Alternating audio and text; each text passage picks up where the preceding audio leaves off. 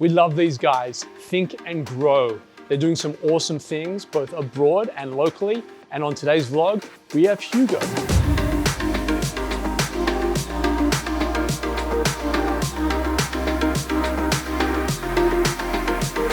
Welcome back to the vlog.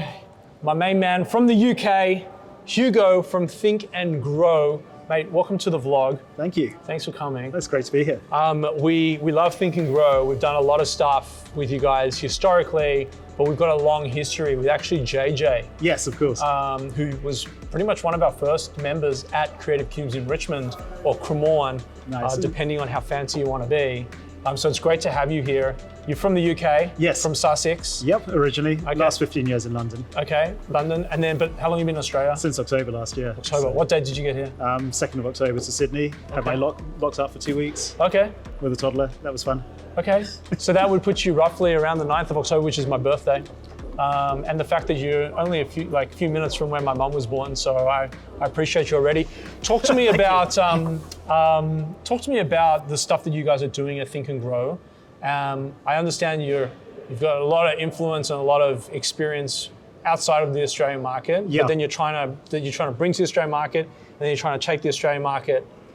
Absolutely. So it's really a two-way street. So, I mean, I used to run the Chamber of Commerce between the UK and Israel. So have a vast network on the Israeli side and then on the British side. And one of the key things we're doing is connecting that network up to Australian companies as they're looking to scale up outside Australia, particularly in the UK. So that's one primary area of focus for us.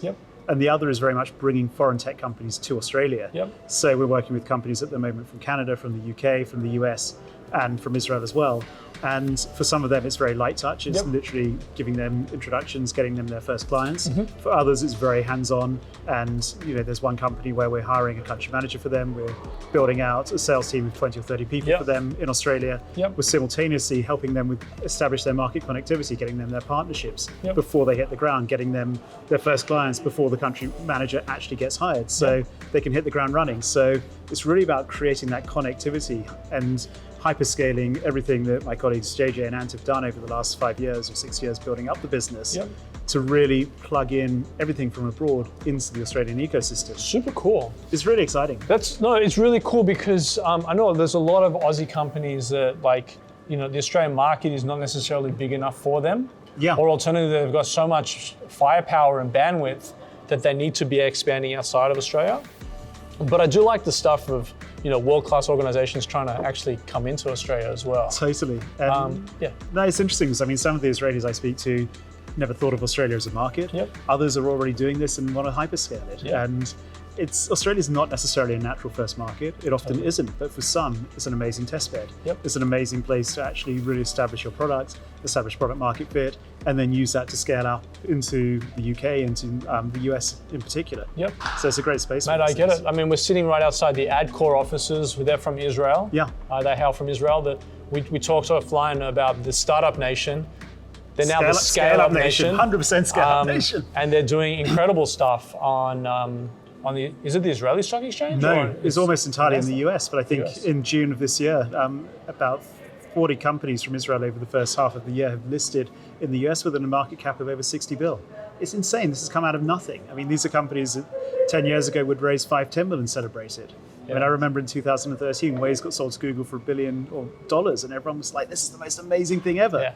Mobileye in 2015. Now, most of them are billion-dollar companies before they even grow up, right? And now they're listing for like 5-10 bill a time. And it's just, the numbers are off the charts. I mean, the Israeli startup ecosystem has really grown up, scaled up, and learned how to do it themselves rather than have to be bought by others.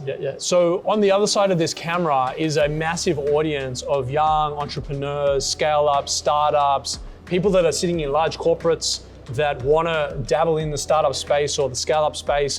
They're intrapreneurs, they're entrepreneurs.